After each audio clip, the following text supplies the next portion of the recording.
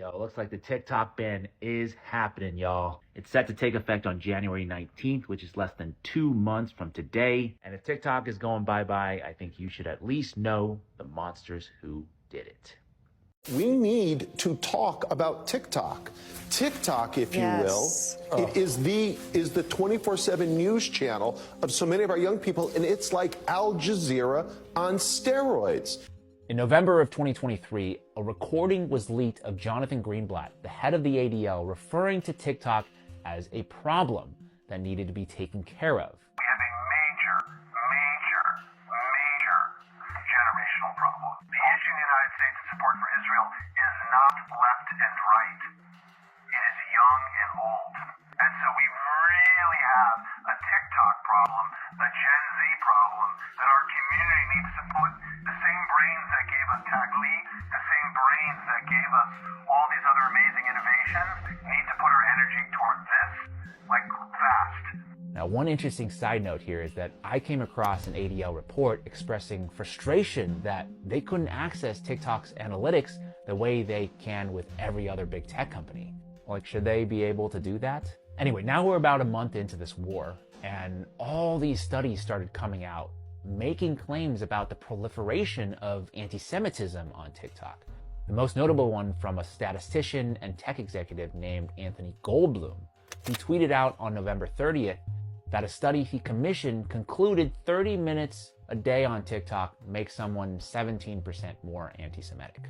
Politicians like Nikki Haley would then go on to regurgitate this claim on national television. We do need to ban TikTok once and for all. And let me tell you why. For every 30 minutes that someone watches TikTok, every day, they become 17% more anti-Semitic. Except that survey didn't say that at all, because A, it conflated anti-Israel and anti-Semitic sentiments, which I believe to be different, and B, Goldblum himself admitted that he made some logical leaps when he was drawing his conclusion. But now things are really moving at a rapid pace.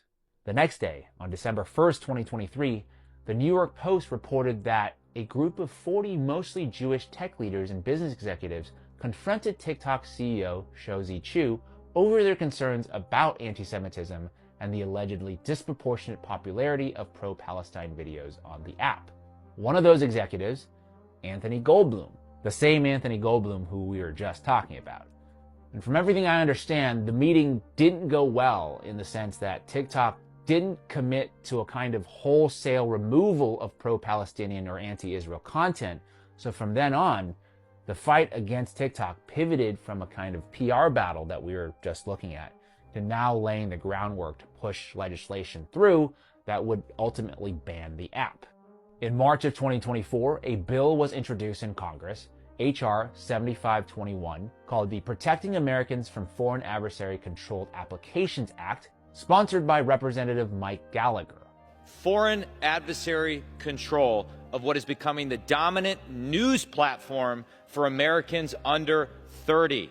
This is a common sense measure to protect our national security. I urge my colleagues to support this critical bipartisan legislation.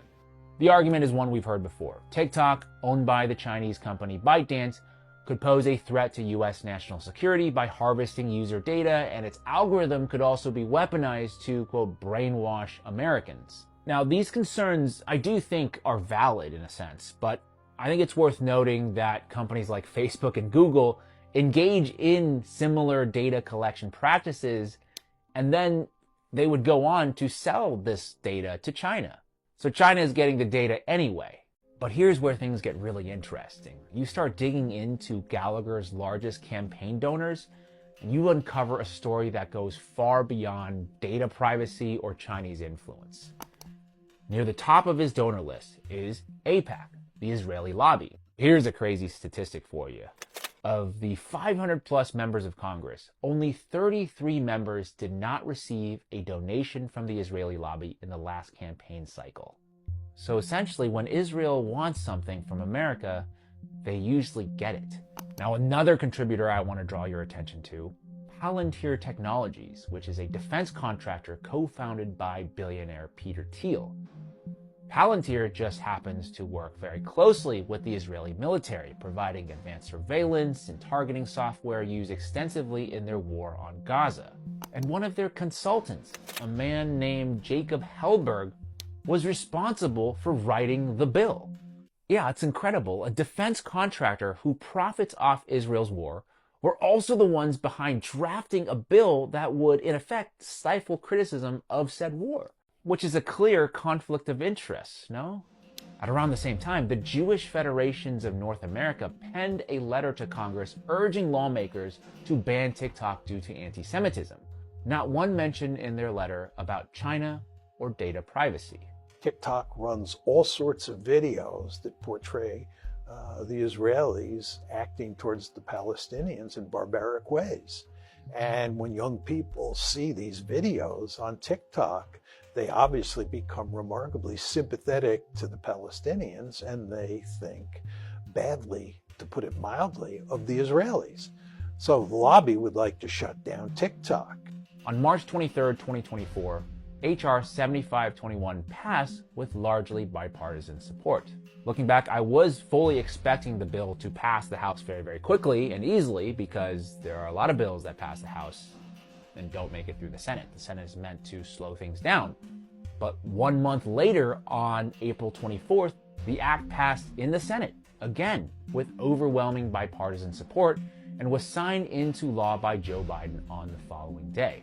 Like I said, I had never seen a bill go through Congress with that kind of speed and velocity, with very little opposition or debate. It's wild. And maybe even wilder, by that summer, Mike Gallagher, the representative who had sponsored the bill, was now working for Palantir as their head of defense. He didn't even finish out his term. He just resigned from Congress and took a job there. I know, all of this sounds like a crazy conspiracy theory. In fact, the ADL did call this a conspiracy theory. The Atlantic also called this a conspiracy theory. They even name-checked me in their article. Quote, "The entire world knows exactly why the US is trying to ban TikTok," James Lee declared on March 16th. Not bad for your boy here, huh? And honestly, this would remain a conspiracy theory. I don't know if I would have made this video if they hadn't come out and confirmed their true motivations. Typically, the Israelis are good at PR. What's happened here? Some wonder why there was such overwhelming support for us to shut down potentially TikTok or other entities of that nature. If you look at the postings on TikTok and the number of mentions of Palestinians relative to other social media sites, it's overwhelmingly so among TikTok broadcasts. So I'd note that's of real interest. And that's where we are today. China or Israel? I'll let you be the judge.